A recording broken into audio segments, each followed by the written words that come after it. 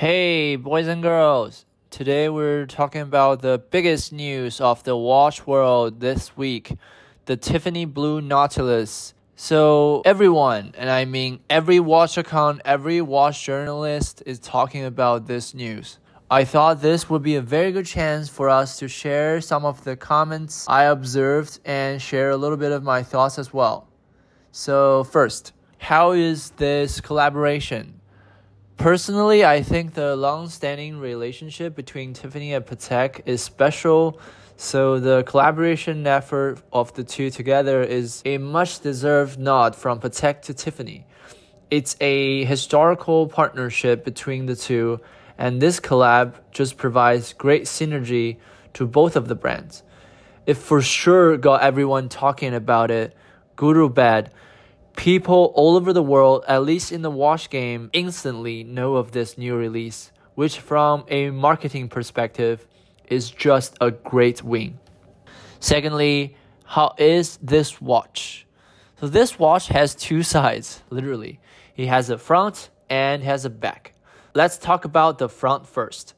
At first glance, I thought it was photoshopped. The color on the press photo is a bit too strong for Tiffany Blue, which is an eye-grabbing color, but it's also somewhat subdued.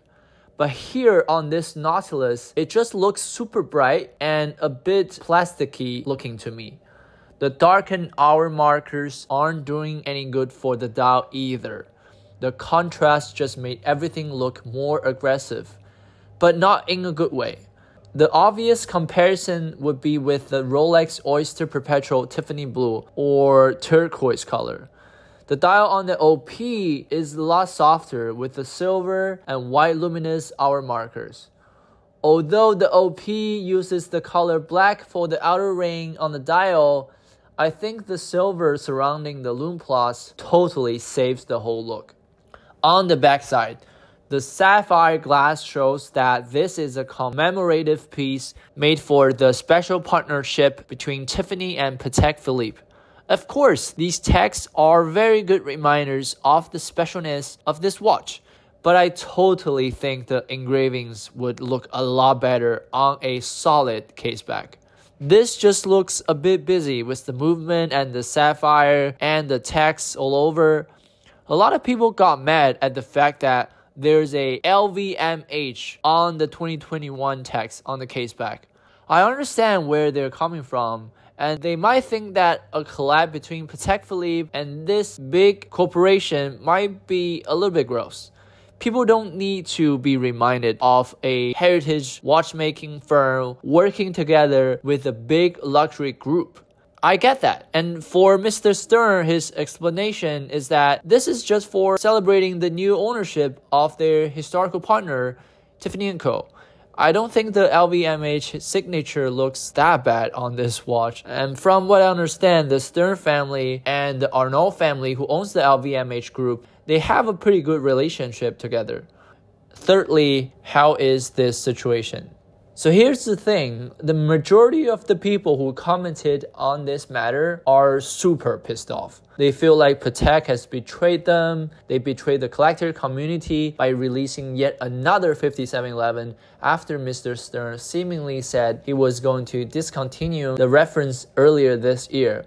While Mr. Stern didn't really specify that the green Nautilus would be the ultimate swan song of the reference 5711, people seem to believe that the green was just that, the swan song, the last 5711. People also seem to be mad at the fact that this time Patek released another hype watch that no one could really get their hands on. At least no one outside the 170 VIP buyers who would get this watch.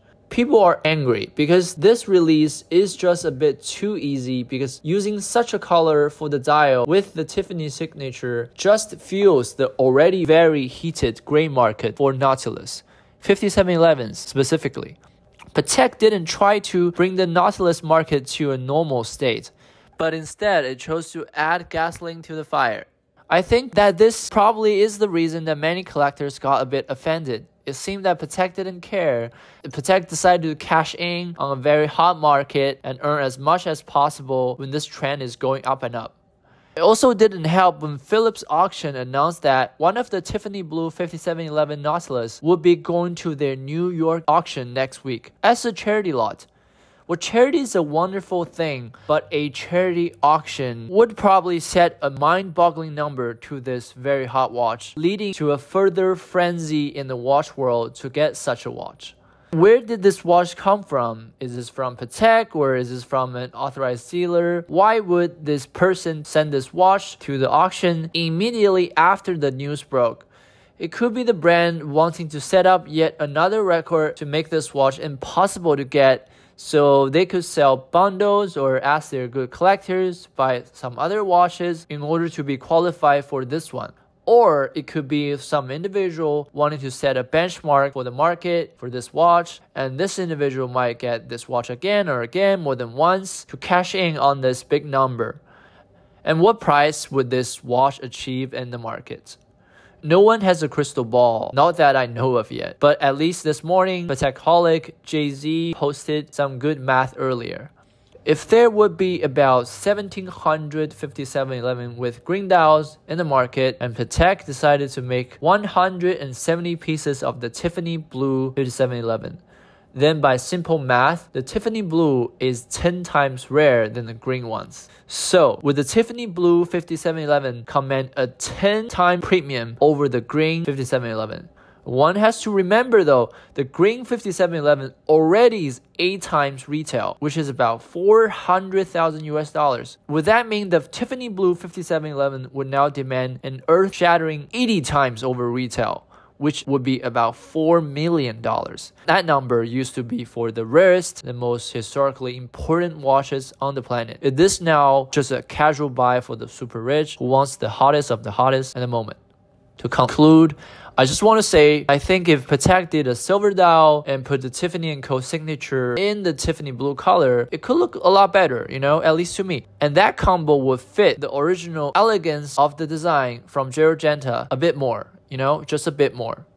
Alright, that's today's content. I hope you enjoyed watching, and I hope to see you on the next episode. Thank you.